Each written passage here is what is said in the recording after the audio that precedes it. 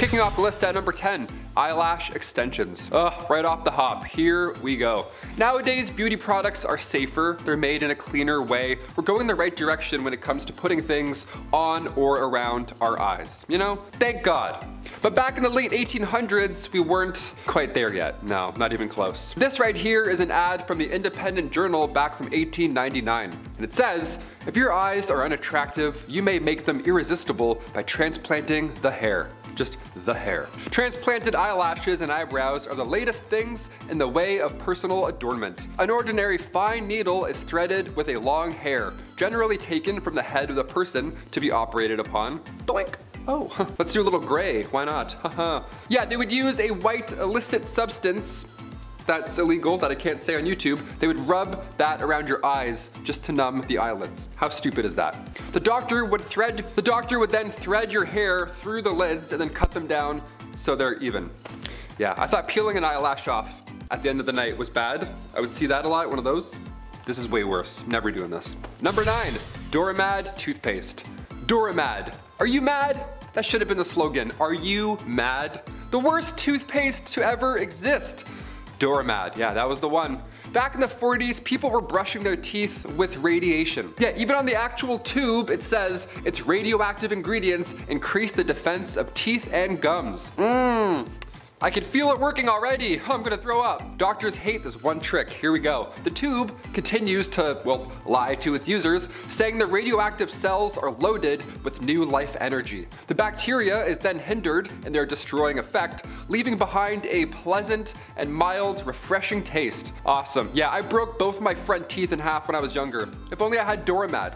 I would have just bounced off the pavement and then just kept running. I would have had invincible teeth. Yeah, this toothpaste did not work and it did not stick around. It was horrible for humans. Its radioactivity was low in comparison, but like, its radioactivity was low. I can't even say that. Imagine this coming out now, no way. And just remember, good gums don't bleed, they glow.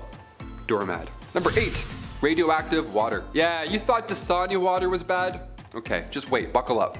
Back in 1932, Eben Byers, a 41-year-old steel manufacturer and golf pro, heyo, met his fate in a horrible way. In a constant battle with arm pain and fatigue, Byers was told to drink radioactive water by his physiotherapist. And he was like, okay, you bet. Physiotherapist, anything you say, doctor. He said that drinking this product would help with the golfer's arm pain and fatigue. Magically, okay. Each of these bottles contained 1 microgram of radium and 1 microgram of isothium. Yeah, the guy would drink radiation after every meal and subsequently lost weight, but sadly, he also developed bone necrosis in his jaw. Yeah, Dasani doesn't sound too bad now, does it? Number 7, Thoradia. If somebody told you that your face was glowing back in the late 30s, that would be the highest compliment. Now, it's got a little Edward Cullen vampire vibes. Little different now, but still nice. Thoradia was a beauty product company that made radioactive creams, powders, lipsticks, anything to get your glowy glam on, they made. And they made it in a horrible way. They made thorium and radium-lead products to tone facial tissues and remove wrinkles. How insane does that sound coming out of my mouth? Look at cosmetic companies now. Imagine Thoradia just dropping on shelves casually. The product was doing so well that it circulated in Italy, Portugal, Romania, Egypt, Belgium, France, you name it, it was all over the world. It wasn't until 1937 until the French government caught on to these horrible side effects, thank God, and then they pulled it from shelves. Imagine seeing a friend and they're literally glowing, vampire for sure, or radiation. Number 6, the Tricho System. I was talking about plucking my unibrow the other day. I was really going in on that, so we had to throw this one in. Instead of plucking your eyebrows in the late 1920s, you would ideally want to use the Tricho System to remove any, unwanted hair. This device was booming back in the 20s. Hair salons had to have this system. And come 1925, there were over 75 Tricho systems installed in beauty shops all around. And what you would do is you would sit at this large desk, face a small window for a few minutes, and boom, just like that, hair gone. Yeah, just 20 quick visits to your local Tricho system and then boom, then your hair is magically gone. Just 20 visits. Easy, you have the time of the day, right? Their trick here was X-ray technology directly on their face. Not a bright idea. So 4 years later, in 1929, Tricho system side effects were so well known, being ulcers, carcinoma, keratosis, death. This was not the solution you wanted, so again, pulled from stores. Number 5, Gorad's cream. Gorad's Oriental Cream hit the market back in 1936. This cream was supposed to, freshen up your skin, make you look lighter, younger, tighter, whatever Paul Rudd's doing. But instead, this skin cream had one user ending up in a book that's very, Chamber of Horror styles. Just what not to do in terms of cosmetics and bad stuff. This magic ingredient was meant to magically make you beautiful, and it had some magic mercury inside the product. It was horrible. Not something you want on your face ever. Mercury, no fun. I don't recommend. 0 out of 5, my friend. The results were haunting. This woman had soon developed black gums, her teeth loosened, and dark rings appeared around her eyes. It was haunting. It's called mercury poisoning, and it's not fun. Number 4, fluoroscope. A proper measurement of the foot is the first step to a healthier lifestyle. If you're off by half a size in either width or length, you're setting yourself up for future problems. So when x-rays started being used to properly measure up family foot sizes in shoe stores, well, it sounded like an ideal start to an otherwise exhausting process. I worked in a shoe store while I was in school, so I get it, The amount of stinky feet I've had to measure up with that really cold metal thing, no thank you. Gross. So in comes this new fluoroscope technology, right? Measure your feet, but make it cool, make it futuristic, right? Make it technological. This began in the 1920s. Everybody used these things. It was completely normal. And by the time the 40s rolled around, scientists were now concerned about the radiation level emitting off these machines, and eventually they too were banned. They're also really intimidating to look at. There's a speedometer on it, like for some reason. It doesn't look like an easy thing. It looks scary. It looks like a saw trap, you know what I mean? Number 3. Thallium. In the late 19th century, something called thallium acetate started to sweep the nation. It was a hair removal method, but originally thallium was prescribed for those who suffered with ringworm. Just in case you got both, here you go. So yeah, now we're getting a little concerned historically. Even so, thallium didn't do anything about said ringworm. That in itself was already a failed product. It made patients' hair fall off. So the ringworm was easier to find. Doesn't actually help the issue, just makes it easier to find, I guess. So I guess that's helpful, I don't know, it's still bad. Eventually thallium was sold by itself as a cream. It's very toxic, it should never touch your skin. This was once rat poison, historically, and then humans were then rubbing it around on their heads casually. That's insane. This was outlawed in the 30s, thankfully, but the fact that this was ever sold in history just baffles me. This whole list baffles me. Number 2. Aqua Tofana. I love this one. Going back to the 1600s for this one. If you're a murderino, you know this one already. It's a good one. Aqua Tofana was a cosmetic that was sold to women back in the early 1600s. It was a cosmetic that also doubled down as a poison. Yeah, some naughty stuff going on here. The origins of said deadly cosmetic that was sold and, responsible for around 600 deaths is pretty wild.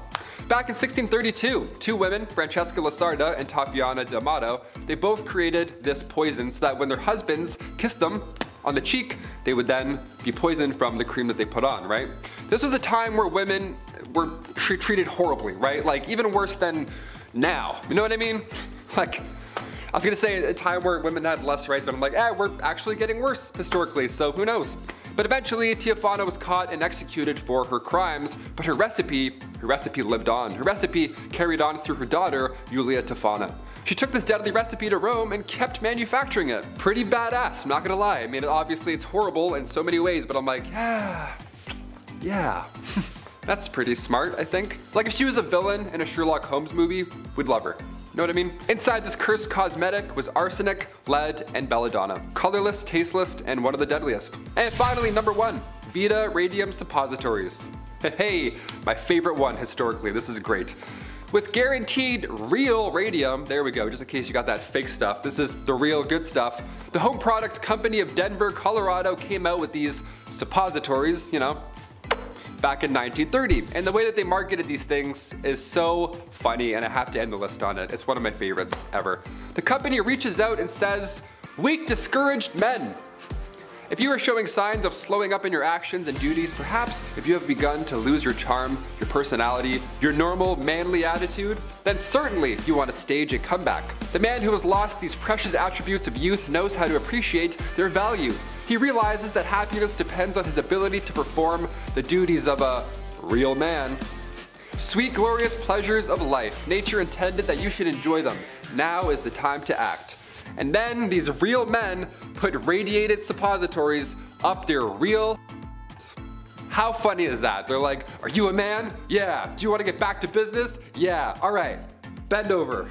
That's so stupid. This is so dangerous also, obviously, but like, it's so funny that they're so aggressive with this ad. The initial goal here was to, of course, feel better and, you know, feel like a real manly man again. But instead of waking up feeling refreshed, users eventually stopped waking up altogether. Kicking off the list at number 10, secret archives. Okay, we'll start this list off with some secret archive myths. It kind of kicks off everything that happens. The archives are 53 miles long. There's around 35,000 volumes of catalog, and the Vatican's secret archives are no joke. It sounds like some National Treasure stuff, but really there's a lot to this. They're very real, but in order to see them for yourself, it's gonna have to take some time. The indexes aren't public, hence why I'm kicking this mysterious list off about them. Only scholars can access it after they're 75 years old, that's usually how it went. Their official purpose is to house the Holy See's official paperwork. And of course, it's a treasure trove of everything and anything related to the Pope. It's also full of ancient documents, because where else do you safely store a letter from Mary, Queen of Scots? Yeah, Mary was killed after serving roughly 20 years in custody, but eventually she was sentenced to death for conspiring to kill Queen Elizabeth I. Now, before she met her fate, she wrote a letter to the Pope, literally begging for her life, but of course, as we now know in history and life, the Pope did not intervene, and on February 8th, 1587, Mary, Queen of Scots was executed. Number 9, Vatican Tour. Things changed for the better come 2010. Those secret archives weren't so secret anymore. Dan Brown's bestseller, Angels and Demons, increased interest of the archives. We wanted to look into more secrets, and also National Treasure kind of helped. Weirdly enough, National Treasure comes up a lot on this list. It's a theme. People like this. Also video games too. People love this Vatican stuff. So for the first time ever, the Vatican allowed journalists to tour it. This was 10 years ago. Now, the secret archives actually put out some of those important documents. This whole event was also celebrating its 400th birthday, so it was a big step in history, of course. But later on in 2019, Pope Francis announced that the Vatican would open its archives officially. This was the 80th anniversary of Pius XII's election to the papacy, and the archives would have been open for all of those months. And out of all the times to be open, it had to be opened in March 2020. Francis said the church is not afraid of history, and on March 2nd, 2020, they were finally opened. The church may not be afraid of history, but pandemics, that's a different story. The archives were closed shortly after due to COVID-19 restrictions that same month. It's almost like it wasn't meant to happen. Interesting. Number 8, exorcise. The Catholic Church authorizes the use of exorcism to those who are deemed possessed. Yeah, not just low-budget horror movies. Real life, this is what we're talking about. Exorcisms depend on a few things. Authorization from the church, of course, is important, and the faith of the exorcist. The actual exorcism at hand is when the church asks publicly and authoritatively that one individual becomes protected against the power of evil, and they're withdrawn from their dominion. Yeah, you don't see those very often, thankfully, because that would be pretty jarring. The Catholic Church revised the rite of exorcism come 1999, but traditional rite of exorcism in Latin is still an option. So if you get possessed, sorry to tell you, it's slim pickings at this point. If you've seen a horror movie, any horror movie, these are not pleasant experiences. The demon possesses their physical body, it holds control over them, and that's when an ordained priest with permission of the local bishop, of course, comes to save the day. And in order to do so, you need to exclude the possibility of mental illness. It's gotta be legit. The late Pope John Paul II performed 3 exorcisms in his life, and Father Gabriel Amorth, the chief exorcist at the church, claims to have expelled more than 300 demons a year from the Vatican offices. That's like some Ghostbusters stuff. It's a lot of hours. They must be busy. Number 7, mafia ties. In The Godfather Part 3, spoiler alert, but there's a deal between the mafia and the Vatican, and it leads into the Pope getting taken out. It's a pretty heavy plot. I watched it when I was younger, no idea why, didn't really understand at the time, but could this be a reality? Could the mafia and the Vatican be up to no good behind closed doors? Back in 1978, September 29th, Pope John Paul I was found dead. Vatican officials declared the 65-year-old Pope's death. His cause was from a heart attack, but the fact that he was only in office for 33 days has people like us scratching our heads. We have to ask a few questions. A couple of murderinos out there are like, what happened? It's a little fishy. There's never an autopsy done at the time, and at that time, the Vatican had ties with organized crime. Because back in 1982, only 4 years later, Vatican Bank President Father Paul Marcinkus resigned from his post after numerous scandals exposed bank ties with the mafia. So the bank had to pay out more than $200 million to creditors. This was real life, not The Godfather. Marcinkus, though, he was involved in a few mysterious deaths, even Pope John Paul I, but he retired and went to Arizona in 1990, then he later passed away in 2006. A lot of connections here that were never really fleshed out. Number 6, dead man on trial. This comes from 897 AD, and I can't believe this actually happened. It's one of those things you read about and you're like, people actually did this, like physically with their hands. They Okay, interesting. The Catholic Church back in 897 AD once put a man on trial who wasn't even alive anymore. Yeah, it's a little gross. Now, it's one thing to uncover more crimes or details that somebody has done after they pass away, that's normal, but to actually bring the body of the person to court, like Weekend at Bernie's style, like physically bring them up the stairs, that's... Really? The Catholic Church held a trial for Pope Formosus, who was accused of usurping the papacy. So his body, the dead body, may I remind you, was exhumed, dressed in the appropriate attire for court. Can't believe there is one at this point for a dead body. Then brought to court for judgment. Also, you must be wondering right now, how long were they dead for? 1 day, 2 days? Was it a week? Was it 2 weeks? 7 months. Guy was dead for 7 months. And they're like, well, just about time for that court. Let's do it. Dig him up. Of course, a deacon was appointed to speak on the Pope's behalf because, like I just said, dead for 7 months, but he was found guilty and his body was then stripped again of the garments. So now they dressed him in rags and his 3 fingers of benediction were cut off, and then he was then thrown into the river Tiber, that same river that Romans would dispose criminals into. So they undressed a dead guy to then formally dress him again, put him in different clothes, and then once found guilty, undress him, put him in different clothes, and then tossed into a river. I don't want to say it's a waste of time, maybe just a waste of arm strength. I don't know, bring your own nose plug. This is a really gross one. Number 5, time machine. Okay, I have to throw this one on this list because this is a real theory. People actually believe there's a time machine hidden somewhere in the archives. It sounds to me like someone's playing a bit too much Assassin's Creed, but again, that's me and I'm doing the list, so let's talk about it.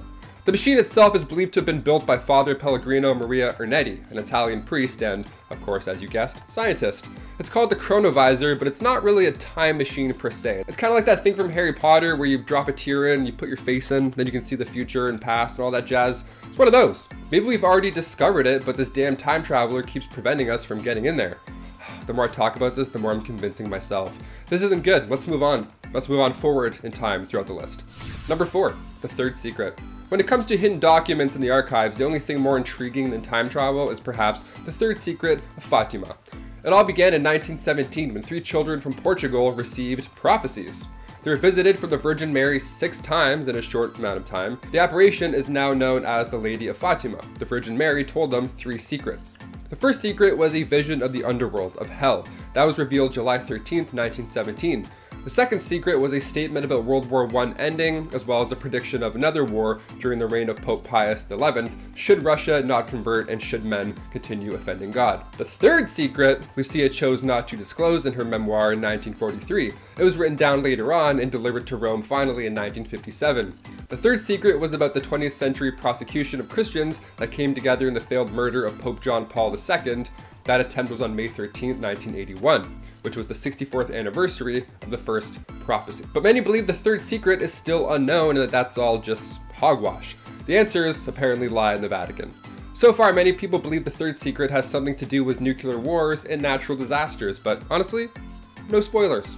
Let's just be surprised, you know? Number 3, late night text messages.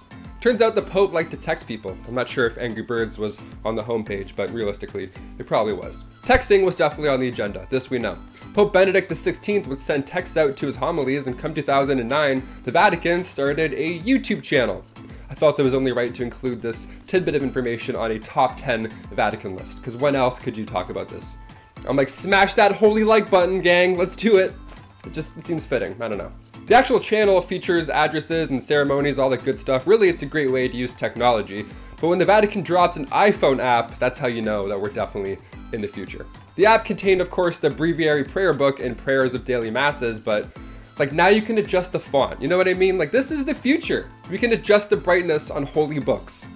Never did I ever think this was a possibility. Somebody tell Jesus this is happening. This is huge. Number 2, hidden proof. We've been looking for the Lord for a while now. You might see his face on a slice of toast if you're lucky. That's definitely a possibility. But conspiracy theorists believe that the archives could tell us more about St. Paul and Emperor Nero, meaning that we could find out more about Jesus, the big man himself, and if his existence was, 1, real, but also this could show us his biological descendants. How cool would that be? A great amount of people believe the Vatican is hiding proof that Jesus didn't exist. That's a popular conspiracy theory here. This would of course discredit the church, so if there was ever a place to hide said truth, the center of the whole operation is probably a safe bet. And finally, number 1, the Illuminati. They've been talked about for years. The amount of artists rumored to be part of this Illuminati program conspiracy thing, it's insane. That's an easy rabbit hole to fall down if you're on Reddit. Be careful there. But also, Beyonce and Jay-Z, for sure Illuminati. Confirmed. Yes, many people believe that the archives are also controlled by the Illuminati. And it's a specific type of Illuminati as well. It's not the same group that runs the music industry or anything like that. It stems from after its medieval dissolution. The Illuminati, over time, elected members to enter the big offices, including that of the Vatican City. So the OG showrunners of the Vatican are the Illuminati, apparently. I mean, great, we love ending on the craziest conspiracy theory ever. That's not bad. Believe it or not, there's actually people who think that there's aliens being stored in the secret archives as well, but I don't want to spend an entire point trying to convince you because, you know, can't spoil all the secrets. Number 8, the arrow remover. Ah, yes, finally, just the thing that I need to remove this arrow from my knee. It's about damn time. This device will surely solve that problem. That problem back in the 1500s, I mean. Patients back then were more often than not walking in with an arrow sticking out of them, either their chest, their arm, their back, anything horrible. Now, instead of cutting the tip off and then pulling it out the opposite way, the arrow remover would just cut into the injury furthermore, then open it even wider. Then it would hold it open, and then at that point you would pull the entire arrow with the head back out through your leg, or chest, or whatever happened. They would open it up and pull it out, instead of just snipping it and doing that. Sounds awful, right? Yeah, let's never do that again. Number 7, electrified water. Never put anything electric near water. I'm just gonna start by saying that right off the bat. If you didn't know that, here you go, thumbs up for knowledge. Health and safety McWaters, let's do it. Just doing my part. In the early 1900s, electrified water was said to help cure hangovers. If you dipped your hands in it, of course. You don't drink it, you just gotta... And then all of a sudden, you're hydrated. Somehow. If anything, this was just a waste of time and money. The charge stopped well before you'd come in contact with it, and also it didn't wash your clothes without soap. That was also a big rumor with electrified water. It would just somehow wash your clothes and get those stains out. Magic. I'd say we're getting better as a community, but considering gamers are selling bath water online, I don't know. Kind of feels like we're going backwards, really. We'll see. Number 6, dangerous toys. You'll shoot your eye out, kid. We've all heard that one. Historically, toys have been pretty bad. I mean, moon shoes? Sorry, what? Remember those? You couldn't jump into a treehouse easily. You just rolled your ankle trying to get down the porch steps. It wasn't fun at all. It was just nonsense. Also, way too expensive. But nothing was as bad in history as the Gilbert U-238 Atomic Energy Lab toy set. Yeah, that even sounds horrible, you know what I mean? Upon first glance, it looks interesting, I guess, but when the company released this kit back in 1950, it was all but games. Gilbert, who is a successful toy maker, businessman, even magician, believed that his line of work should be fun yet informative. He was nicknamed the man who saved Christmas after he convinced the US Council of National Defense to not ban toy purchases during World War I. He was a big deal, and so was this toy. The main reason that it had been discontinued down the road, believe it or not, was because they were too expensive. This set was around $50, which back in the day was a lot more. The price was justified as the set was actually radioactive. The Atomic Energy Lab contained this cloud chamber where you can actually see alpha particles traveling at 12,000 miles a second. Imagine asking for a light bright and then you open this up.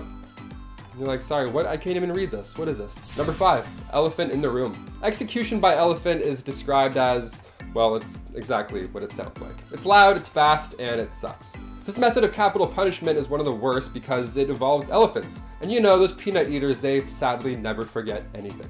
It's a lot of trauma. The elephants would be used, as you would imagine, to crush, dismember, or just injure the victim in any way. The method was most commonly used by royalty because it was a way they could use elephants to signify both the power of the ruler as well as their ability to control a wild animal. This practice began to die out luckily in the 18th and 19th century as parts of the world that used this method began to be colonized. Elephants were the chosen animal in this situation because, well, obviously size matters when picking an animal to inflict pain, but also because of their intelligence. I mean, sure, bears and lions were popular in other parts of the world, so they did some damage too, don't get me wrong. But elephants would be trained to execute the person in a variety of different ways because they're so smart. This is all bad. To think this was normal stuff once, it's horrible. Number 4, artificial leeches. What if you don't have a plethora of leeches to choose from? What if you need to let some blood out, but you don't have a barrel full of leeches? Now what are we supposed to do? Well, back in the 1800s, this metal cylinder with blades came to save the day. This was the solution. Yeah, the rotating blades dug into your skin while the metal cylinder sucked your blood out. It's kind of like a pepper shaker, only absolutely horrible. I would say when right away. I'd be like, please stop, just stop doing that. I'm good. Bring me 1,000 leeches instead. I'll take that any day over this saw contraption. Number 3, amputation saw. When thinking back to some of these early methods of removing something from the body, it got pretty ugly most of the time. Amputation saws were a tool that doctors would take pride in. These looked like they were from the movie Saw. They were like decorative, they had swirls, these lovely grooves, dare I say, which in hindsight didn't help with germs at all. The last thing I want is a place for them to hide. And secondly, imagine you have to get something amputated and the doctor pulls out the family heirloom amputation saw. Little inappropriate. I love the teal and steel combo, but I'm gonna go to sleep now. Thanks. Number 2, syringes. You're probably thinking, wait a minute, Taylor, we still use syringes today. We don't want to leave that in the past. What are you talking about? How is this on the list? Syringes used to be massive, comedically large. I can't do needles or like tattoos as a 27-year-old, let alone one of these things. No, I'm sorry, I'm good, I fold. In the 1500s, these were used to inject mercury as a treatment for syphilis. It was highly contracted at that point by sailors, and if needles aren't your thing, well, fear not. These actually wouldn't be injected into your skin at all. No, instead, it was much worse. The syringe was a urethral one, so it went into the tip of your, yeah, you know what I mean? It wasn't pleasant. Sadly, the mercury would take out the subject before syphilis did, so this was all bad. We'll leave this in the past. And finally, coming in at number 1, mummification. Once a normal everyday thing, kind of, mummification was quite advanced. Back in the 1300s, mummification was common, and even today we're continuing to find even more mummies. We're uncovering more ancient history by the decade. It's fascinating, but the more we think about it, the more we ask, how the hell was it done? And how the hell was it done so well? Well, we don't do it today because it takes a long, long time. And now, thankfully, we have cleaner methods to rest the dead. It wasn't cheap back then either. Being mummified was reserved for the rich. It's pretty brutal, but what you would do is you'd put a hook up your nose after you were dead, of course, and you would pull all of your brains out. Sounds awful, we're just beginning. After that, they would then cut the left side of the stomach, remove all those goods. Organs, everything in ya, just gone, right out. The timely process here is letting those organs dry. And while that's happening, you'd be gathering your finest mason jars for your lungs and the liver, of course. And then you put the heart back in the body after washing the insides out with wine and spices. Then you'd cover the body in salt for 70 days and then wrap them in bandages. Then the sarcophagus awaits. Now the jars of organs were also stored in the burial chamber at the end of the day, just for fun. Yeah, funerals are a bit easier now. We don't have, jars of people's organs lying around. Now we just have flowers. I don't know. I kind of want to go back to the old ways.